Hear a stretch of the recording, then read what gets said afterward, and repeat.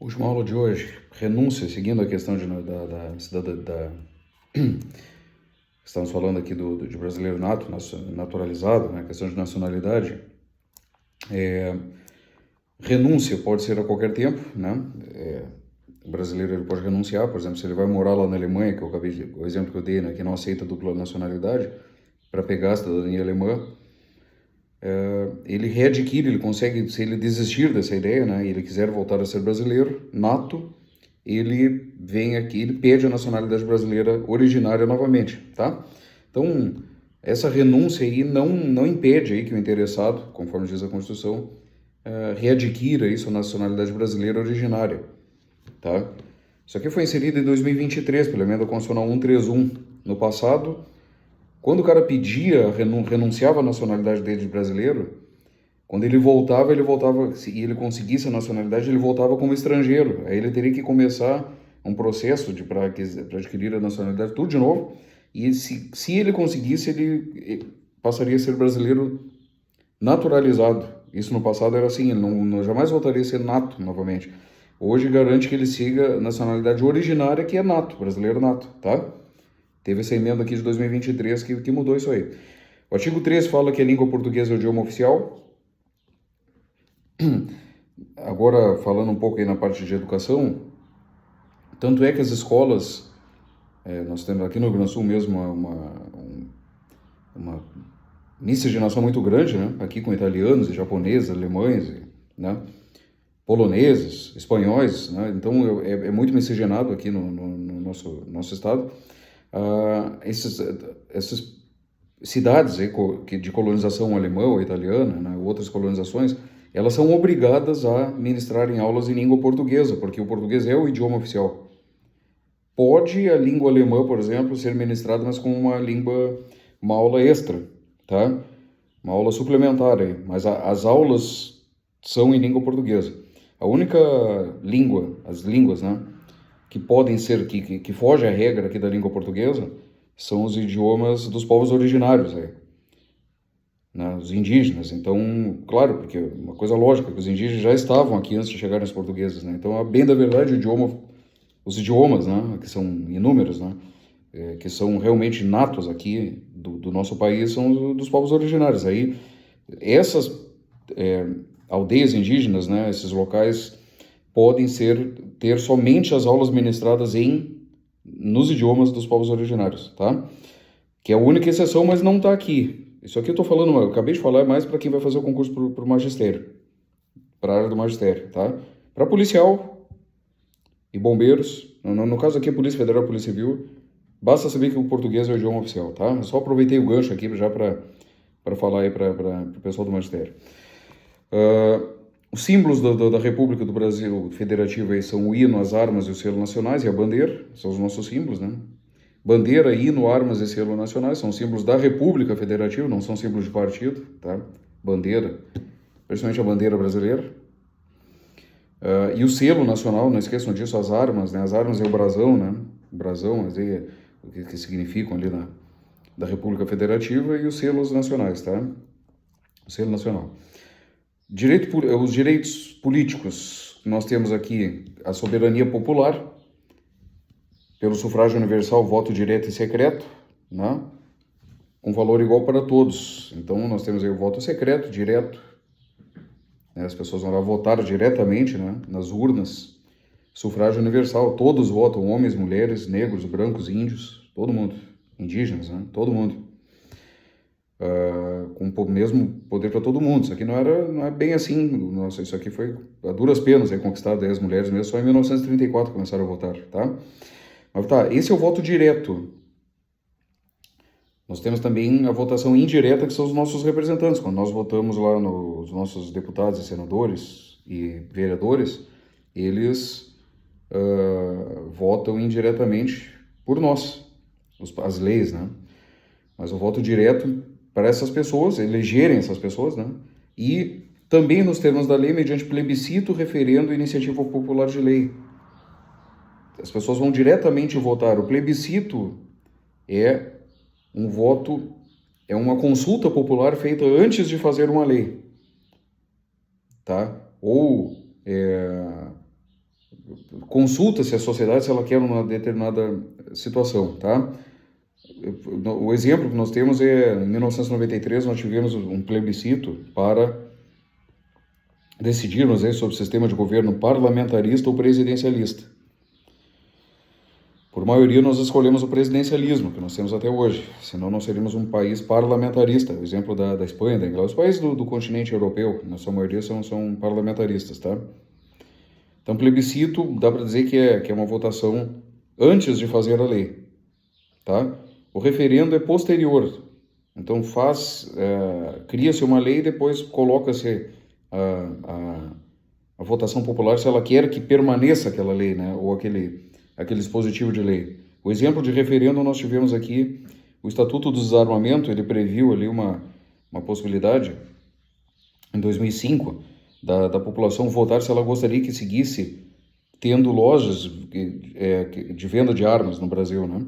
E aí a sociedade referendou aí, né? O que já estava previsto, tinha um artigo lá que dizia, né, das lojas de armas, e referendou aí posteriormente que gostaria que seguisse aquelas lojas de armas aí dentro dos critérios do Estatuto do Desarmamento, mas que tivesse a venda de armas ainda no país, tá?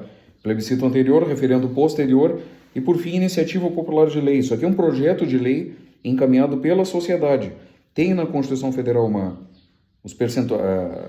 quantas pessoas precisam, os percentuais ali dividido por estados ali, que não vem ao caso, mas muita gente precisa assinar um abaixo-assinado para encaminhar para o Congresso Nacional uma iniciativa popular de lei, tá? Para que seja apreciada pelo Congresso Nacional. Lógico que essa iniciativa não vincula o Congresso ele tem autonomia, né, para decidir, para votar, vai discutir, né, se aquela lei vai ser ou não aprovada, aquela iniciativa. Tivemos o exemplo aqui, lei da ficha limpa, foi iniciativa popular de lei. Que mais? A lei dos crimes hediondos foi outro exemplo, tá? Que partiu do povo, então o projeto. Então, eu voto em regra geral, os nossos representantes votam por nós indiretamente. Nesse caso aqui, nós estamos votando diretamente, eu voto direto, nesses casos, plebiscito, referendo, iniciativa popular de lei. É a própria sociedade, então, agindo diretamente, tá? O alistamento eleitoral e voto são obrigatórios aí para os maiores de 18, né? Isso se chama direito de cidadania. A cidadania ela pode ser ativa ou passiva, né? A cidadania ativa é aquela então que a pessoa vai lá votar, né? Passiva é o que é votado, então é se candidatar, tá? Então essa cidadania aqui que é votar, ela é obrigatória para os maiores de 18. Aqui tudo tranquilo, a gente sabe, né? Maior de 18 tem que se alistar. E facultativa, aqui que cai nas provas, né? Quem não precisa, vota se quiser. Ele é proibido de votar? Não, porque o voto é universal, todo mundo pode votar, tá? Mas pode não votar se quiser, por livre e espontânea vontade. Os analfabeto não precisa votar, tá? Maiores de 70 anos e entre 16 e 18 anos, maiores de 16 e menores de 18. Isso aqui a gente já sabe. Analfabeto, maior de 70 e maior de 16 e menor de 18. Facultativo. Proibido de votar, então, consequentemente, digamos assim, é menor de 16 anos. É isso. Menor de 16 não pode votar, tá? E o estrangeiro, logicamente, né? Porque o estrangeiro não é brasileiro. Falaremos agora dos conscritos também, né? Então não podem alistar-se como eleitores estrangeiros, porque não é brasileiro. Para ser brasileiro, para poder votar, tem que ser cidadão brasileiro. Tem que ter cidadania. Cidadania adquire-se com 18 anos. Adquire-se com 18 ou facultativamente a partir dos 16. O 16 vai lá e eu quero votar, né? Esse é o cidadão brasileiro que se diz, né? Quem pode votar, principalmente, que é a cidadania ativa, né? Quem não pode alistar-se como eleitores, então, como votar? Estrangeiro, porque ele não é brasileiro, e o conscrito, que é conscrito aqui é o alistamento militar obrigatório. São os recrutas que nós chamamos, né? Com 18 anos aí, os homens aí que vão para o alistamento militar obrigatório. Eles não podem alistar-se como eleitores.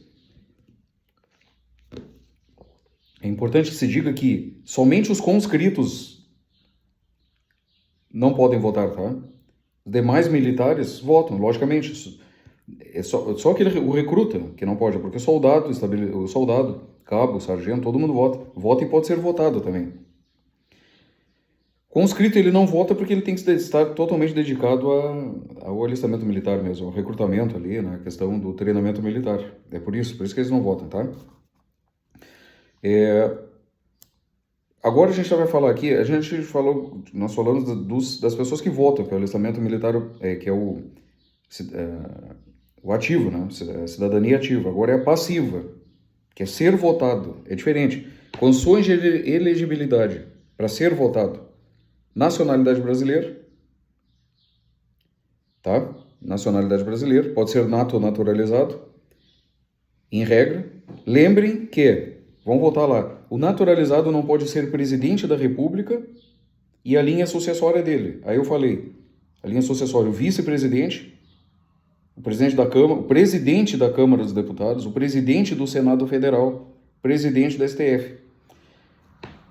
O brasileiro naturalizado, ele pode ser deputado federal ou senador.